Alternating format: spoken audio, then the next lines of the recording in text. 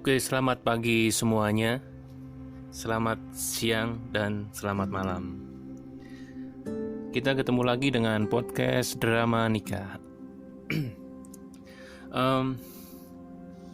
Hari ini saya mau rekam sebuah cerita seperti biasa yang berhubungan atau berkaitan dengan drama-drama lah dalam kehidupan, khususnya dalam pernikahan.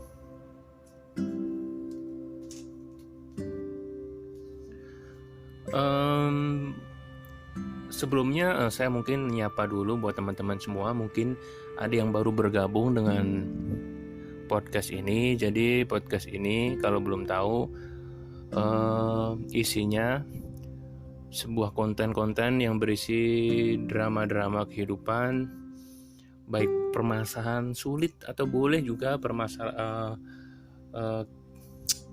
hal-hal yang menyenangkan dalam menjalani kehidupan rumah tangga, atau ada cerita, jika kalian punya cerita tentang pacaran yang hampir mau nikah tapi misalnya nggak jadi walaupun belum nikah, bisa juga di-share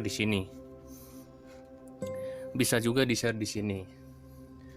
Kemudian kalau kalian berminat atau pengen ceritanya dibacakan oleh saya, bisa juga kirim ke WhatsApp 0822 104859. Kalau bisa ceritanya yang berurutan, seperti ada perkenalan, kalian itu dari mana,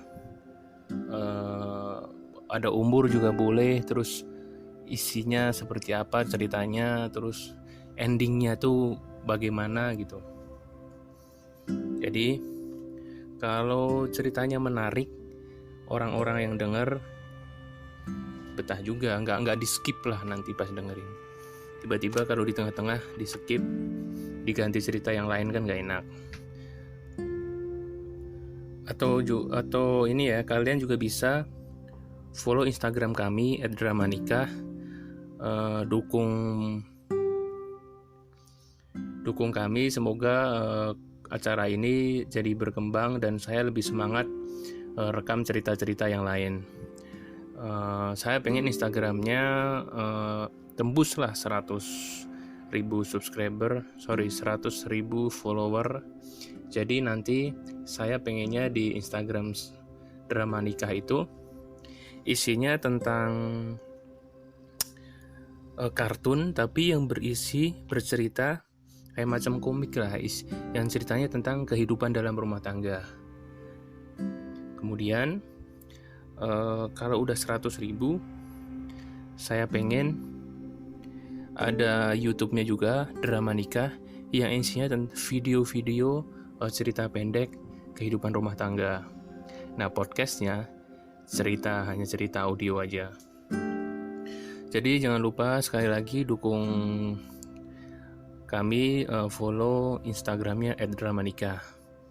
Kalau kalian mau kirim cerita ke WhatsApp 0822 104859. Kemudian kalau misalnya kalian lagi dengerin acara ini, jangan lupa juga capture dan tag kami di Instastory Instagram. Semoga ada teman-teman yang lain berminat mendengarkan. Oke, langsung saja, gak usah basa-basi ya, bosen nanti. Oke, jadi di sini saya mau cerita tentang kehidupan seseorang, tapi di sini yang bercerita adalah adiknya. Di sini ceritanya dikirimkan ke WhatsApp. Kalau nggak salah ini anggota grup Facebook Drama Nikah ya. Kemudian langsung aja, kurang lebih seperti ini ceritanya.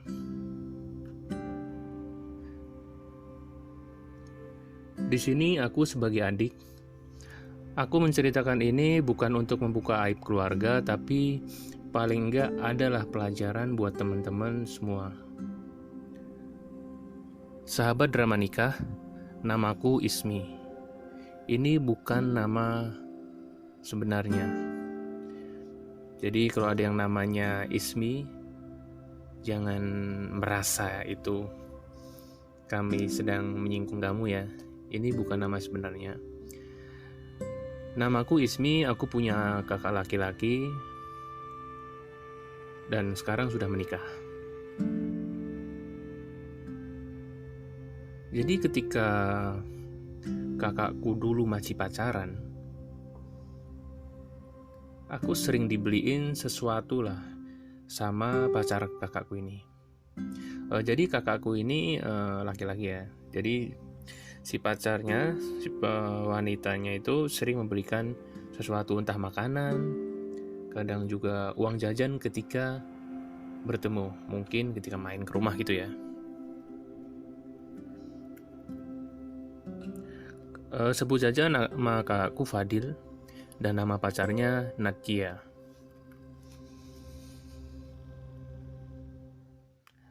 Aku tahu banget bagaimana cerita awal mereka pacaran hingga menikah. Dulu kakakku bekerja di sebuah apotek. Kerjanya itu jadi sebagai kurir, pengantar barang, pengantar obat dan apalah yang lain dengan yang berhubungan dengan apotek itu. Jadi ceritanya awal perkenalan mereka yaitu ketika kakakku bertemu dengan Nadia di sebuah restoran. Waktu itu Nadia bekerja sebagai babysitter dan kebetulan sedang mengantarkan makanan olahan yang sedang mengantar makanan olahan ke restoran tersebut. Jadi restoran tersebut adalah milik bosnya. Dia sebagai babysitter, tapi waktu itu kejadiannya sedang mengantar makanan ke restoran bosnya.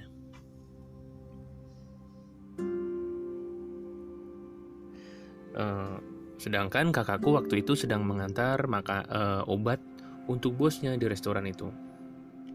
Akhirnya mereka berkenalan.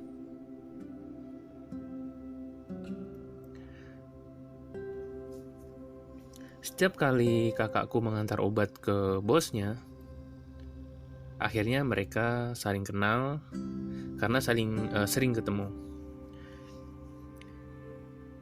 Hingga akhirnya mereka pacaran dan beberapa saat kemudian, entah minggu atau bulan setelah pacaran ya, si Nadia ini resign dari tempat kerjanya sebagai babysitter dan bekerja ke luar negeri menjadi TKW.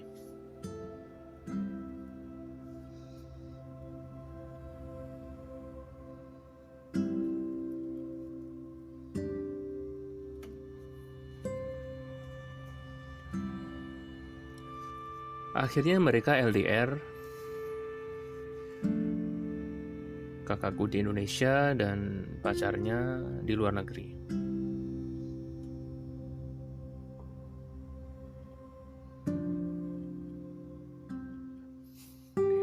Ketika mereka LDR, kakakku pindah kerja dan akhirnya bekerja di sebuah restoran.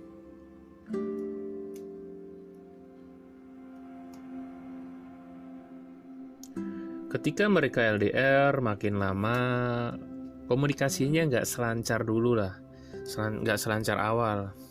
Akhirnya kadang komunikasi, kadang enggak. Nah, di tempat kerja kakaknya yang baru kebetulan ada seorang wanita. Wanita ini berhijab,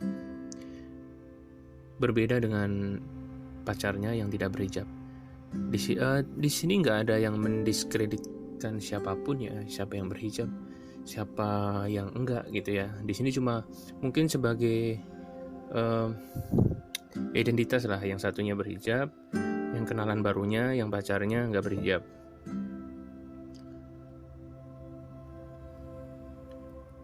Karena kakakku masih labil, akhirnya dia berkenalan lah. Karena sering ketemu di tempat kerjanya itu, akhirnya berpacaran. Sebut saja nama wanita itu Ririn.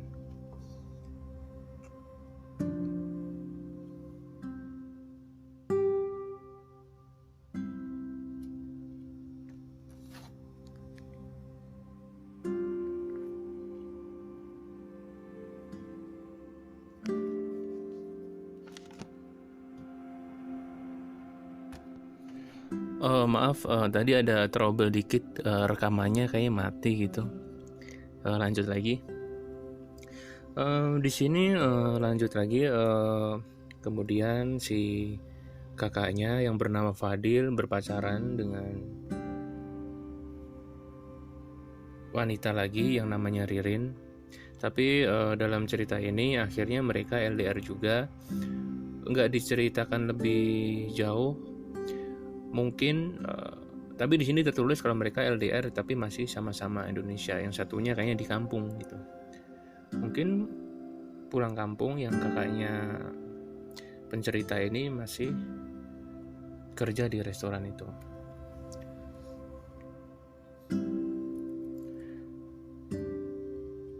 Waktu itu Ririn pernah dikenalkan juga ke aku. Karena aku waktu itu belum tahu sekali tentang pacaran, ya udah aku mah setuju aja. Karena dia berhijab, mungkin dia baik, mungkin ya. Kemudian beberapa bulan, mungkin tahun ya, tiba-tiba ada kabar kalau Nadia akan pulang dari luar negeri. Dan dia ngabarin ke kakakku. Nah, kakakku jadi bingung nih. Ya, pacarnya balik gimana nih? Dia akhirnya minta pendapat ke orang tuanya. Gimana nih, aku punya gini cerita yang pacarku ternyata pulang juga, sementara aku punya pacar di sini juga gitu. Dan orang tua jawabnya diplomatis aja, ya udah yang deket aja, yang seriusin lah, deket dengan rumah gitu. Akhirnya kakakku mutusin Ririn. Padahal Kak Ririn ini udah baik banget sama aku dan 2 adik aku. Jujur aja waktu itu aku memilih Ririn ya dibandingkan Nadia. Saya nggak tahu ya, mungkin karena sering ketemu dan kelihatan lah dia baik. Ke yang satunya kan nggak ketemu, jadi nggak tahu gimana orangnya kan. Tetapi semua ini kan keputusannya di tangan kakakku.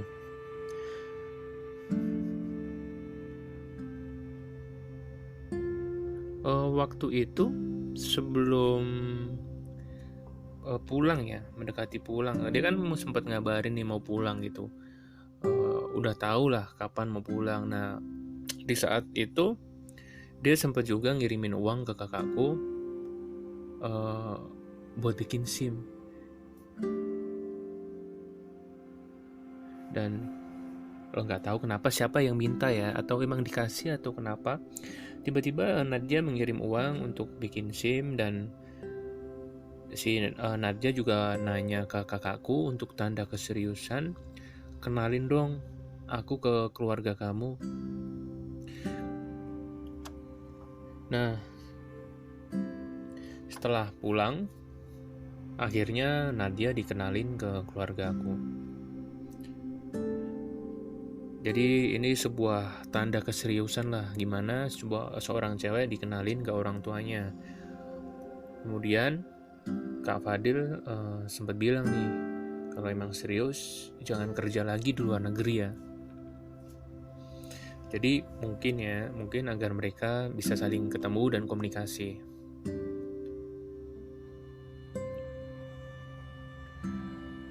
Selain itu, waktu itu kan pernah ngasih uang juga ya. Kadang Nadia juga ngasih baju, ngasih makanan buat aku, adik aku, kadang ibu, kadang bapak. Jadi dia tuh tipenya orang seperti itu. Kalau datang ngasih sesuatu, saya nggak tahu tujuannya apa. Mungkin biar sebagai tanda lah kalau mereka peduli sama kita, atau ada maksud lain, aku nggak tahu. Setelah pacaran sekitar 4 tahun, akhirnya kakakku dan Nadia menikah. Jadi orang tuaku setuju karena dia deket kan dengan rumah. Katanya kalau kata orang dulu, kalau nikahnya pasangnya jauh nanti susah nemuinnya, apalagi sudah tua kan.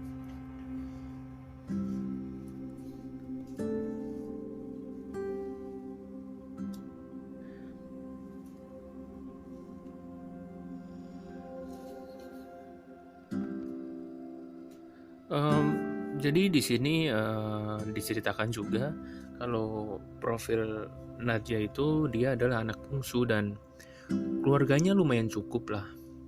Sementara dari pihak kami emang biasa ada gap lah. Waktu itu ketika pernikahan juga ada cerita di mana ketika keluarga aku datang membawa seserahan, dari pihak keluarga ini kenapa ya nggak mau nerima gitu keluarganya. Seserahan kami digeletakin di mana gitu, dan ya udah keluarga mereka sibuk masing-masing gitu, jadi kayak kita nggak diperhatiin gitu. Nah di situ mungkin dari sisi keluarga aku ngerasa ada yang beda lah sebenarnya. Saya nggak tahu sih keluarganya setuju atau enggak dengan, ya walaupun pas lamaran setuju, tapi ada sesuatu di hati yang paling dalam mungkin nggak setuju. Karena keluarga aku jujur aja biasalah kalau dibandingin sama mereka. Kemudian beberapa bulan kemudian kakak iparku hamil.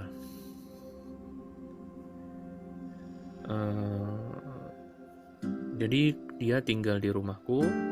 Ketika hamil sama sekali dia nggak mau ngerjain apapun pekerjaan rumah.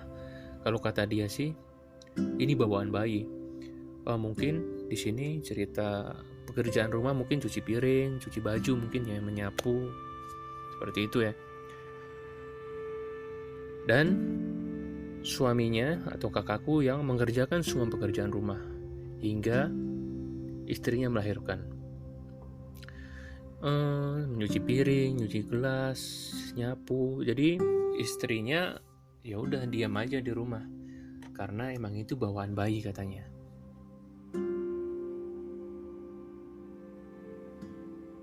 Dan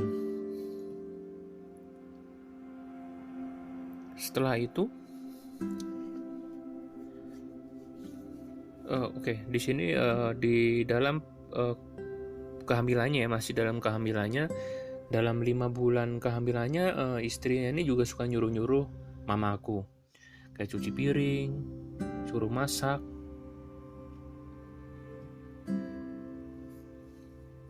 Mama kadang suka cerita ke aku, kenapa sih dia kayak gitu, nyuruh-nyuruh mulu.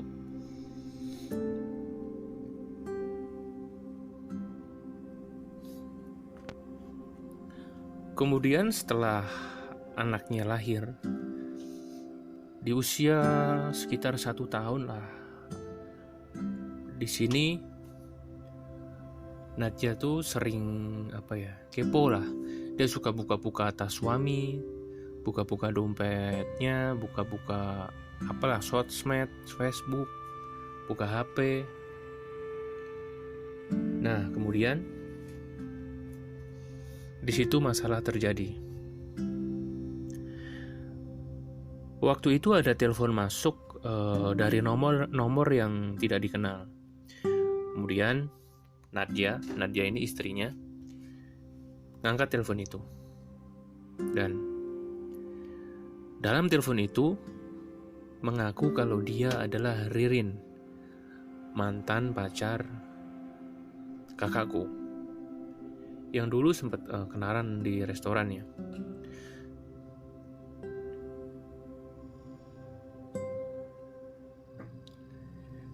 Dalam percakapan itu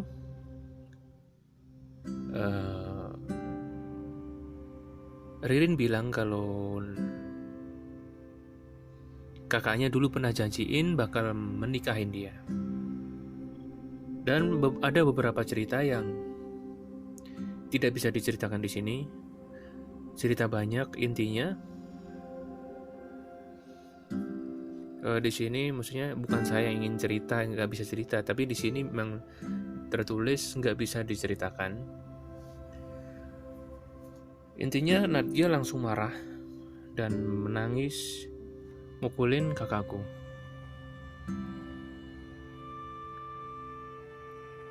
Setelah nangis-nangis, akhirnya kakakku nenangin istrinya dan bilang kalau itu belum tentu mantannya. Nggak tahu itu orang mengada-ada tiba-tiba telepon. Mungkin orang mau mengganggu rumah tangganya dan pura-pura jadi mantannya atau apalah. Jadi intinya dalam telepon itu Ririn pernah dijanji sesuatu dan mereka telah melakukan apa nggak tahu, dan minta tanggung jawab, kurang lebih kayak gitu. Nah, setelah kejadian itu Nadia bener-bener kayaknya dendam dan marah banget terhadap kakakku. Semua apapun yang dilakukan kakakku salah buat dia, dan jujur aja dia durhaka lah istilahnya ke suami.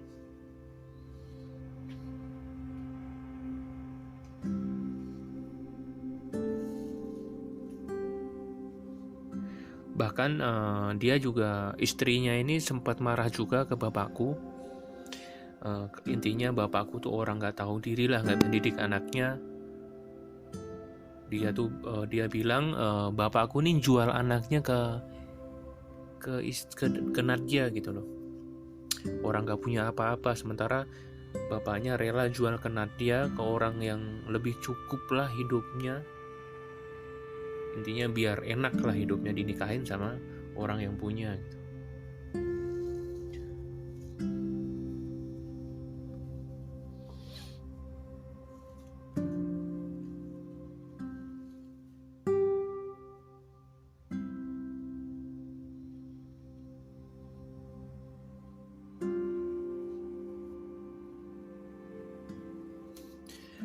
Dia juga bilang ke orang tuaku kalau makasih juga ya udah ngirim pembantu ke rumahku, makasih juga dia udah bantuin semua pekerjaan rumah, nyuci piring, ngepel dan lain-lain. Jadi si istrinya tuh nganggap kakakku pembantu, makasih udah ada pembantu di rumahku.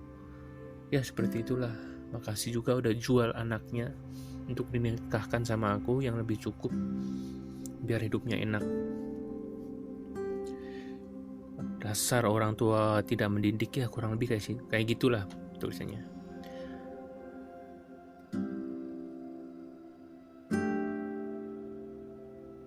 Jadi ketika waktu itu dia mengirim surat seperti itu, dia ini istri kakakku ya, dia juga minta kembali barang-barang dia. Kayak uang dulu yang pernah dikirim buat bikin SIM diminta lagi. Barang-barang yang pernah dikasih ke orang tuaku. Tadi kan sudah cerita kan kalau dia suka memberi barang-barang, sering memberi barang-barang, dan diminta juga itu barang-barangnya. Diminta dibalikin, bahkan dia minta uang resepsi pernikahan dulu, uang hajatan, habis berapapun itu minta dibalikin juga.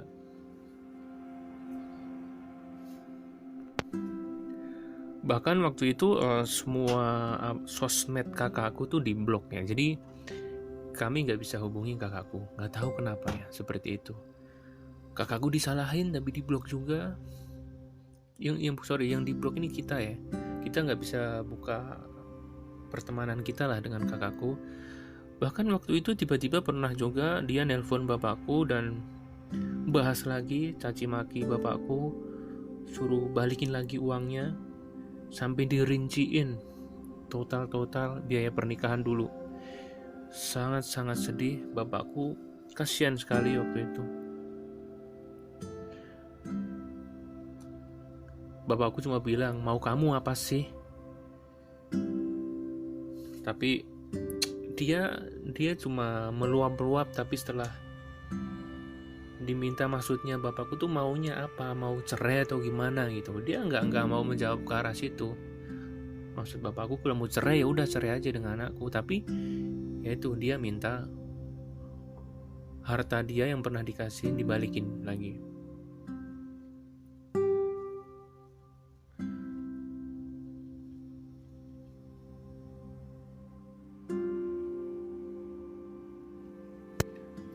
Meskipun mereka akhirnya bertengkar ya, tapi tadi kan sudah bilang ya, diblok semua sosmednya. Hingga keluarga kami sama sekali nggak bisa hubungi kakakku. Jadi setelah mereka ini bertengkar, kakakku dan istrinya bertengkar, istrinya yang bernama Nadia ini ngeblok semua pertemanan kami dengan kakakku, sehingga kami, bapakku, ibuku tuh tidak bisa berhubungan atau berkontak dengan kakakku. Jadi setelah kejadian itu bertengkar, bapakku nggak pernah lagi bertemu dengan kakak. Pernah waktu itu kakakku yang bernama Fadil sempat nyuri-nyuri kesempatan lah ngasih kabar ke bapak, dan dia bilang jangan hubungin aku dulu ya, apalagi di jam-jam segini gitu,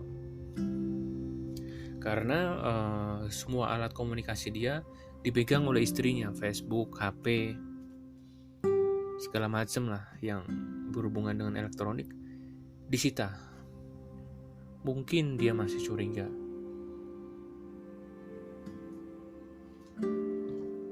Tapi anehnya akhirnya orang tuaku masa bodoh, walaupun kadang kasihan sama anaknya. Kenapa punya anak seperti ini ya? Udah nikah, udah punya cucu, bertengkar, dan intinya gak bisa dibayangin lah. Dulu istrinya baik, tiba-tiba ada masalah muncul, tinggal seperti ini. Aku gak tahu ya, istrinya tuh masih sayang enggak ya? Kalau emang sayang, kenapa gak minta cerai? Giliran minta cerai ya itu, diminta semua barang-barangnya, dibalikin. Uang pernikahan, baju-baju yang pernah diberikan dulu. Bingung. Dan istrinya nih super galak sekali karena sudah mencaci maki bapak, ngatain bodoh, gak bisa didik anak. Sama mertua seperti itu.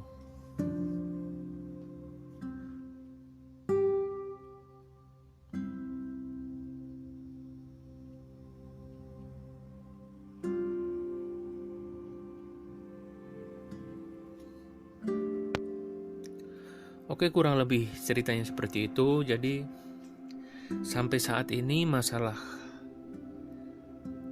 keluarga kami belum selesai.